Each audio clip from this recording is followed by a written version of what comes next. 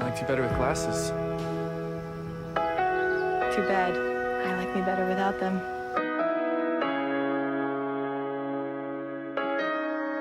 Hey, pretty fans. We are back with episode 2. I'm Vicky Vizalia.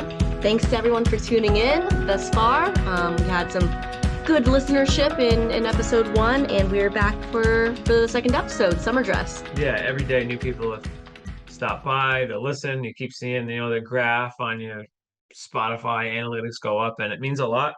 It was just something we thought of in bed one night and decided it'd be fun, and so far so good. We do have an Instagram page now, betterwithglassespod. That's on Instagram, so follow us there. We're gonna be going to Wilmington next week, so Yeah, in a few days. Get a few pieces of content there, and you can also find the podcast in YouTube form on the Slacky Brown Media YouTube page. So we got an exciting show planned, and I just wanted to say thank you. All right, so last week we did episode 1, and now we're on to episode 2, Summer Dress. So the episode starts right where it left off in episode 1. So you see Belly running away from Conrad on the beach, going to see about a whale, and it opens with Dover Beach, which is great music. And you see, shots of Wilmington, Belly on her bike, going down to meet Cam. Cam's boat, I think it's a whaling boat, is already gone, and that opens the episode. At some point, did Cam say that it was his first day of an internship? Yes. Okay, so picture this. No, he does say it. First day? I think it said I start my summer internship tomorrow. Yeah. Okay. So imagine you're starting a summer internship and you invite a guest on the first day. Yeah. Assuming that's going to be for free as well, right? Yeah. Let me just paint that scenario for you. Okay, but a little bit pie in the sky thinking for Cam there. Okay, but we're gonna get to the point where we have our gripes with the episode. You get a great scene of them at breakfast. Jeremiah's cooking. Steven's being funny as usual. Laurel's talking about how they need to sit for paintings that Susanna's gonna be doing. Belly walks in. Conrad, who's clearly hungover on the couch, makes a comment about the bruise on her face. Susanna runs downstairs, says, Belly's gonna be a debutante, because at the end of the last episode, she RSVPs to it. And then you get the shopping scene. Mm-hmm. So after that, they decide that they're gonna take Belly shopping, begrudgingly, I think, for her, based on what they had her doing. So they hit a couple of boutiques. She gets a fascinator. She tries on a couple dresses, and then cut to some pool scenes. There's some pool scenes. You get to see Steven working at the snack shack. Jeremiah's a lifeguard. Jeremiah's, flirting with everybody at the old Cousins Beach Club there. There is a drop-off scene, Lemon Jelly Belly. Heyo. If she gets uncomfortable or wants to leave. And then there's the tea. The tea is a really, really big part of this episode that doesn't exist in the books at all. So she's at the tea with all the girls from the bonfire from the night before, and we'll talk a little bit more about that. She gets asked out by Cam, so she sees Cam again. They actually exchange numbers. He asks her to a drive-in. And then it's the night of Laurel's book signing. So everybody's getting ready, or I guess the boys are downstairs playing video games. They're already dressed and ready to go. Belly is getting all dolled up. She's putting on she borrowed Susanna's lipstick, it looks like. And her mom doesn't know that she's not going to the book signing. She's going on a date with Cam, who is Harvard smart. Bam. So she's going on a date with Cam Cameron. Walks downstairs, tells the boy she's not going with him. Conrad, in normal Conrad fashion, isn't paying attention to her at all. Everyone else is like commenting on, her looks and all that. Conrad's just like not paying attention until she says she's going to a drive-in. And then you see him turn over his shoulder. He's like, with who? So she runs off, goes out with Cam. Great drive-in scene.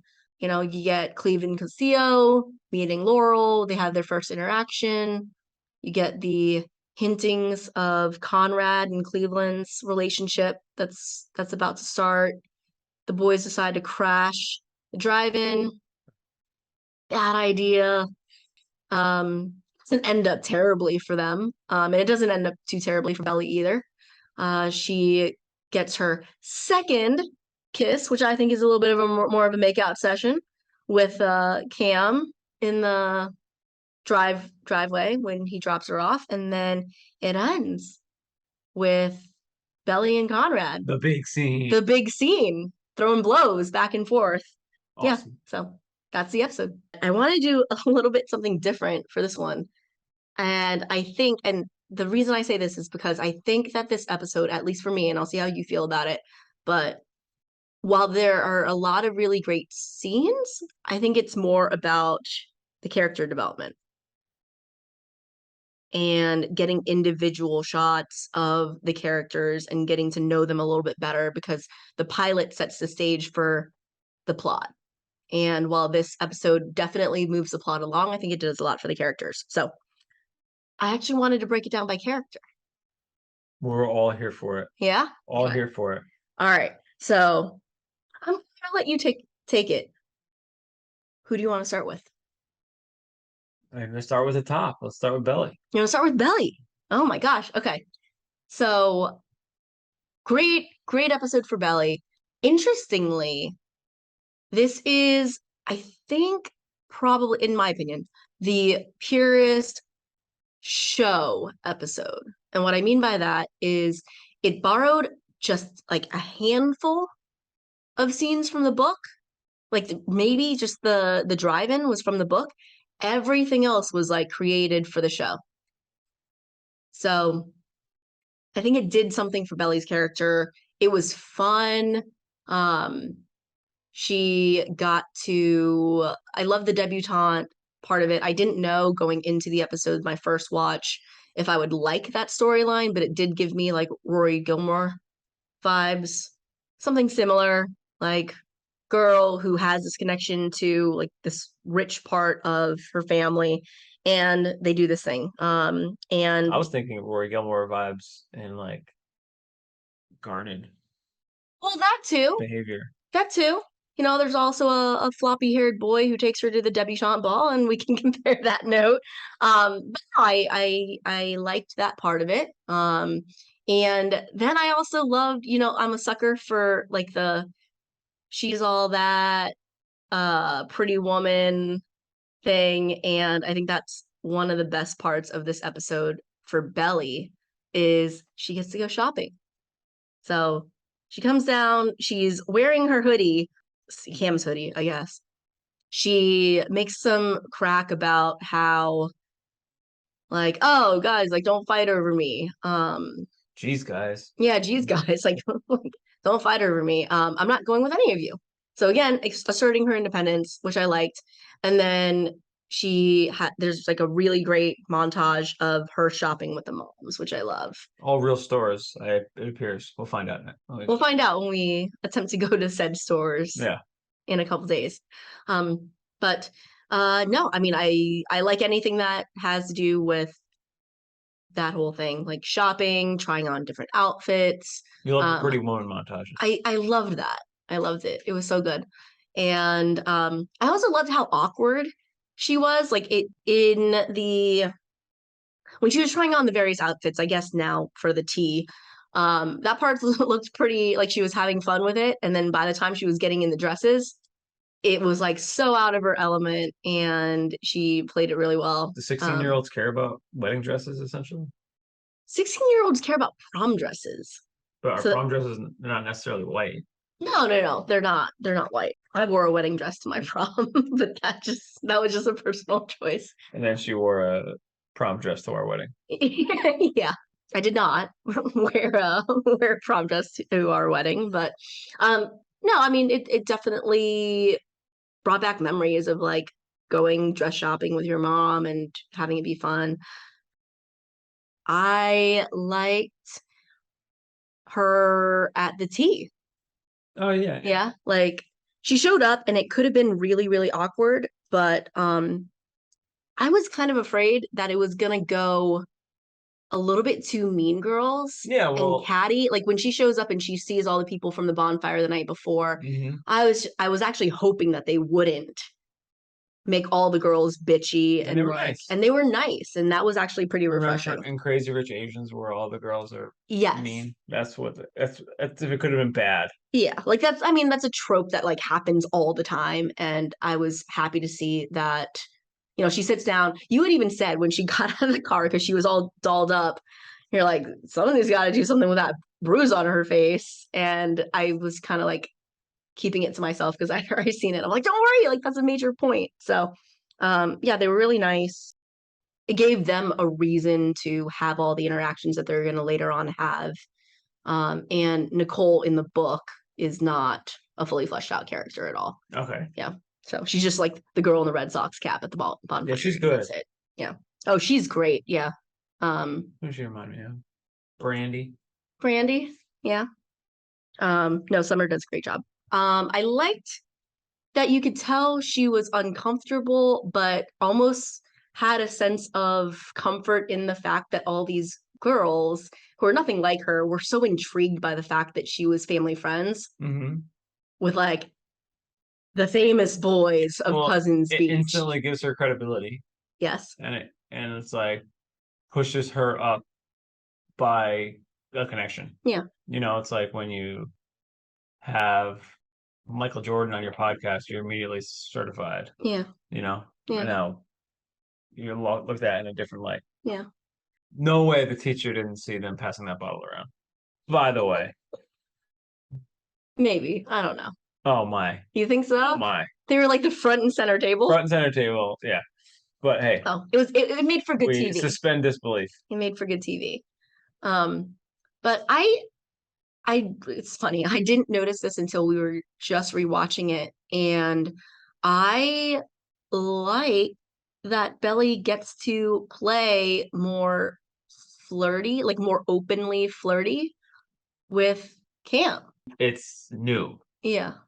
You have it's new, and that's all the relationship has been. You have 16 years of baggage with Rira and Connie over there.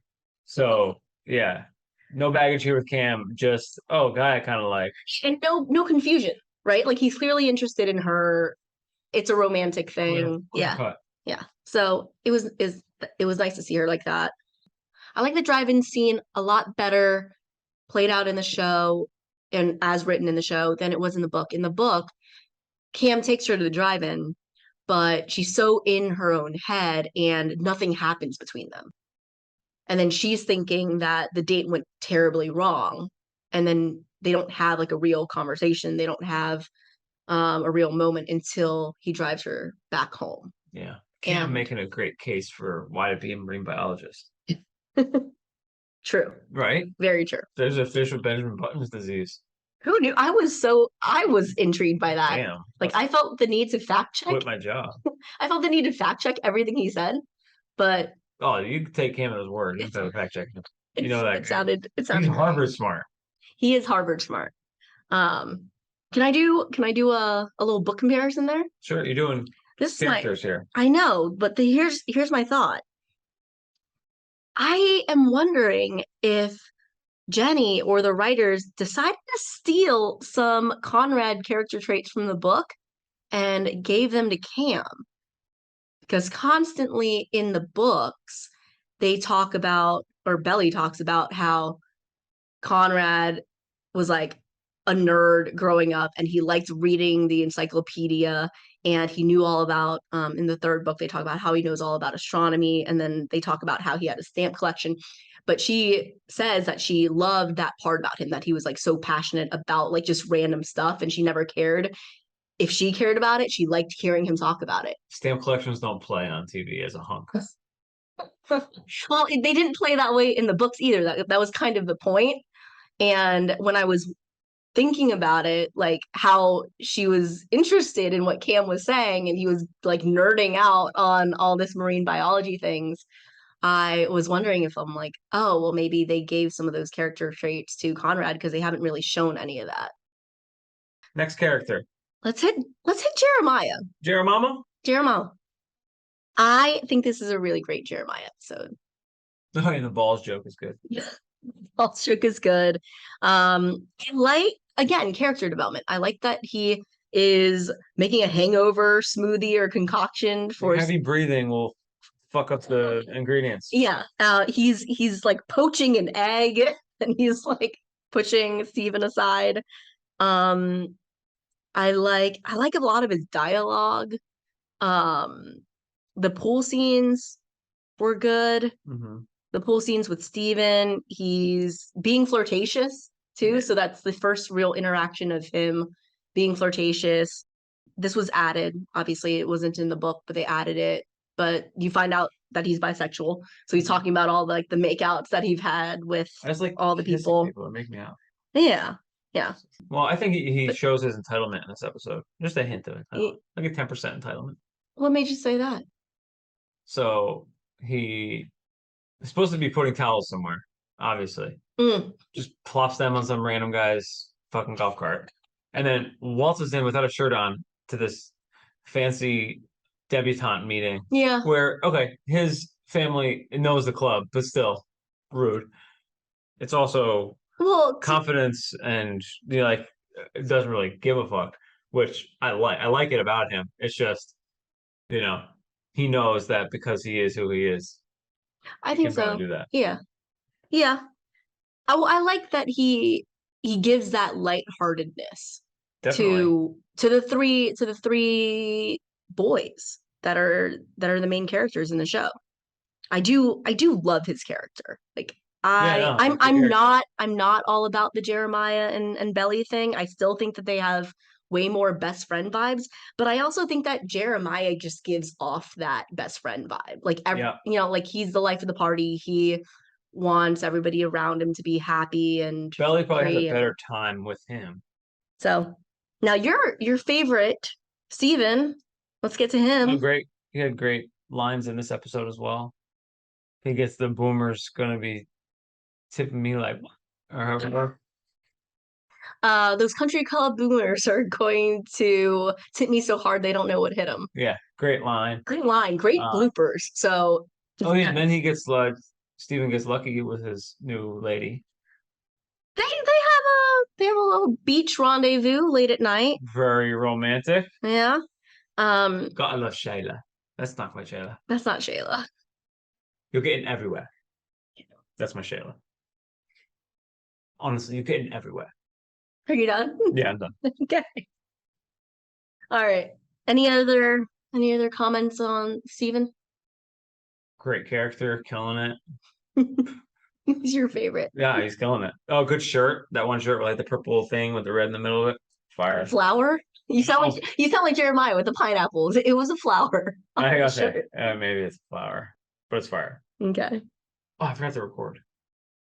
Just kidding. I hate you. The moms. We finally got a Susanna with her boys interaction. Oh, Susanna. We got Susanna. I don't know if it's entitlement, like you said with Jeremiah. It's just she treats them like family. I think we all have those family friends who maybe are a little bit more lavish, like to spend money on their friends' kids. And that was nice to see. I had like families like that growing up where we're like, oh, like I'll take you out, I'll take you shopping, like it's on me, don't worry about it. But knowing that what we know now about Susanna, I think it's really sweet how much she wants to share with Belly. Like she's just as excited, probably more excited than Laurel is about Belly growing up and becoming a woman, and that she gets to share in like a lot of these moments with her. Which is really, really sad when you think about she knows that everybody else doesn't know, but it's nice. And we get our first real interaction between Cleveland and Laurel. It's the best relationship in the whole story. It's okay. Yeah, a few words. Yeah, it's not as tumultuous. I think Conrad's left. It's not a good Conrad episode. All right, to recap, Slam and Chardonnay crashes Belly's first date. Yeah. Yeah. It's it's not a good one for a man. Like for the Our actor, man. we'll talk about, we'll talk about the acting. I think the acting was great, but for the character, I was watching this reaction video for episode 1. It's on Watch What Happens Next on YouTube. And the guy who was hosting it just goes, "Oh, this man needs a hug. Somebody give him a hug. Somebody just needs to have some real talk with him." And that's what it is. Like, he starts off hungover. So number one, he starts off hungover, total Debbie Downer about the whole debutante thing. Everyone's having fun in the scene before at the country club. So you see Jeremiah, being like, "Oh, we're gonna run this place. It's gonna be great." Steven, who's working there, is having a good time. And then you just get this cut to Conrad surfing. And it's very quick, and there's basically no substance to it other than he's just like sad. Like it was just like sad boy in the ocean. All he ever is alone. Yeah. Yeah. They purposely separate them at the bookstore. He's Yeah. getting hammered. Susanna's painting him. So he comes inside. He is clearly trying to sneak upstairs without Susanna noticing.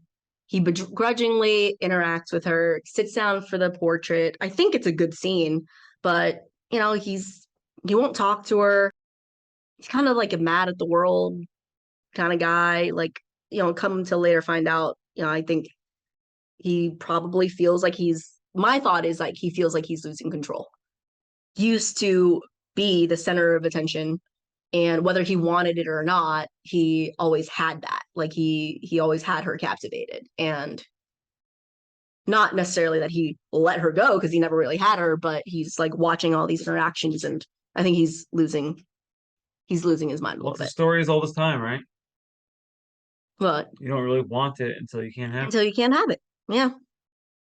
It is kind of jarring when somebody who doesn't care about how they look or doesn't care about how they dress is all of a sudden like, a little bit more obsessed with some of that stuff. So it's not just that she's getting more attention. I think she's seeking more attention, and she cares about how she looks. And I think it freaks Conrad out to see her like that. So what was your favorite scene? I think my favorite scene. The scene at the end. Oh, Conrad gets put in his place. Well, I think they do a good job. Like, so I'm gonna ask you in a second, like, who you think won the fight. Okay. But the Belly and Conrad scene. And I will say that after this scene, this was the moment. Like, this is the moment where, and I don't know, maybe I just love drama, but I was like, oh yeah, I like these two together. Yeah. Even though it was kind of fucked up. The entire interaction is kind of fucked up, but I liked it. I think the acting in scene is really great. It finally, I like the dialogue. There's a hint of her actually calling him out on, hey, like what's the deal? Like, do you have feelings for me? Yeah, I mean, this episode's all about her independence, and like that's what she's like. It finally feels like, and even the way that he reacted to it, it finally felt like he couldn't just play it off as like the overprotective brother stuff.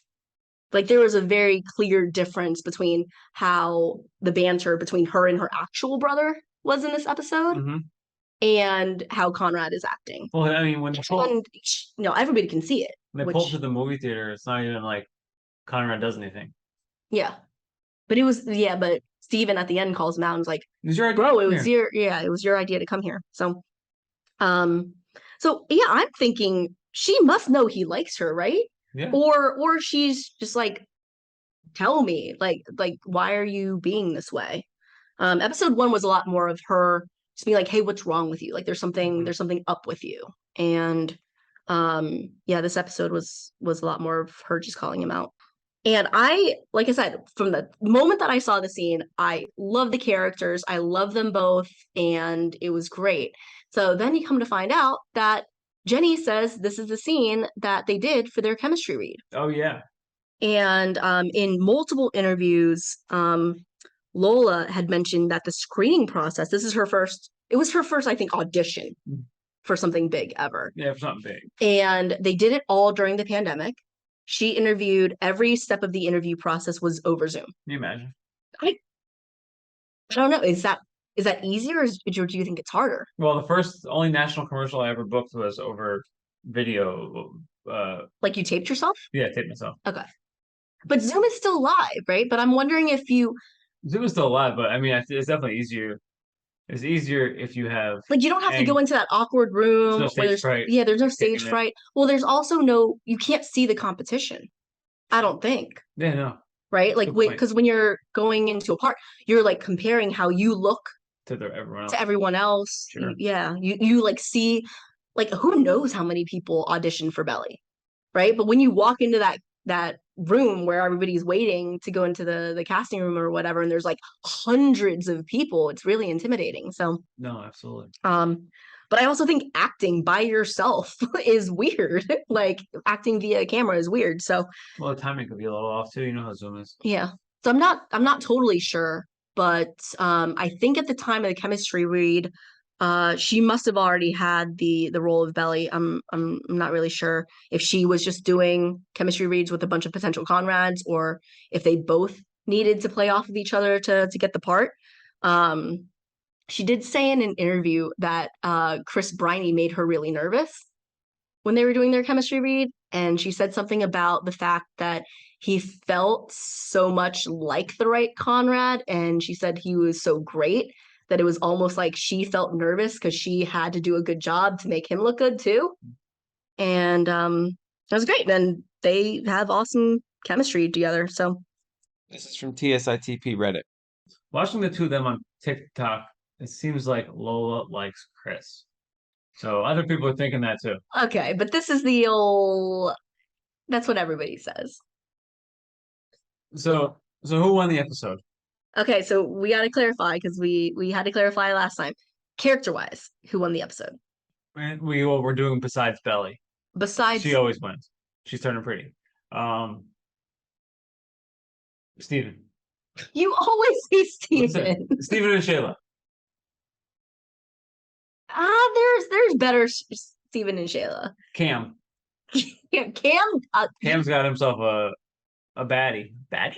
Batty. You can definitely say Cam won this episode. So there's a bunch of reasons for Eva Cam. I'm gonna go with somebody that I don't think you would agree with, or that you would think. I think for me, this is a Jeremiah wins this episode for me. Because Literally don't think he did anything important in this episode.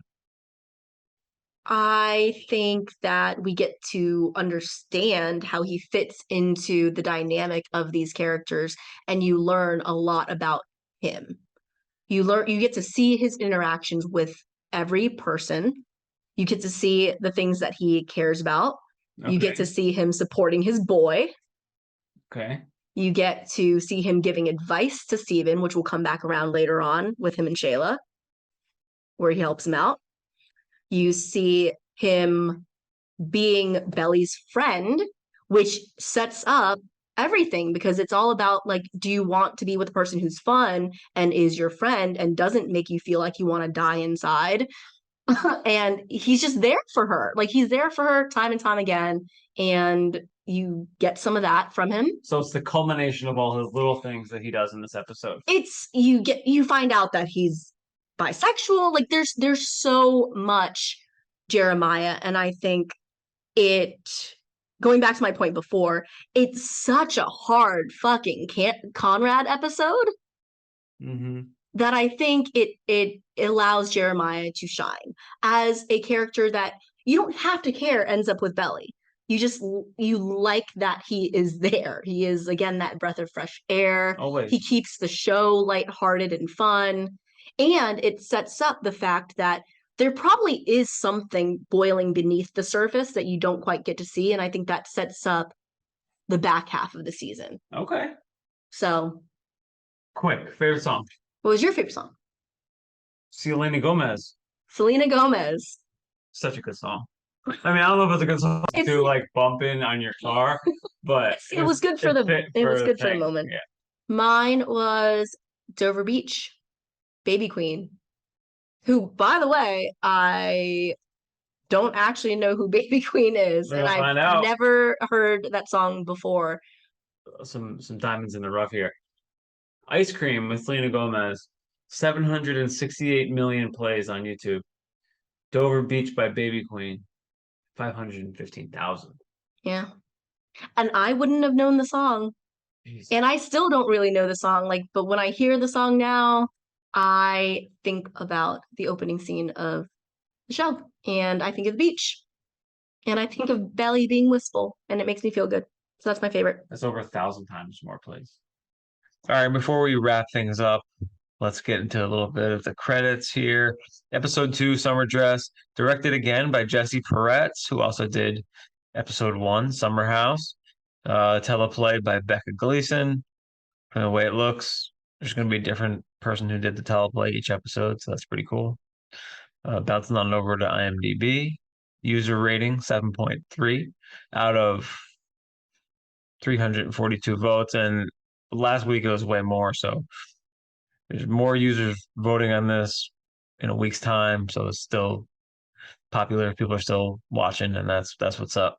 So 7.3, a little bit higher than episode 1, Summer House, 7.1. Mm-hmm. What's your rating? I think a little low. Where are you at? At least an 8. At least an Okay. 8 for Summer Dress. Without telling which ones there are there any 10s? Oh yeah. Okay, so is this the worst episode? No. It's a good episode. Good episode. Lots to unpack and talk about. Thank you for supporting. Thank you for listening. I appreciate you stopping by. If you have any questions, comments, concerns, betterwithglasses@gmail.com. And we'll see you for the next one.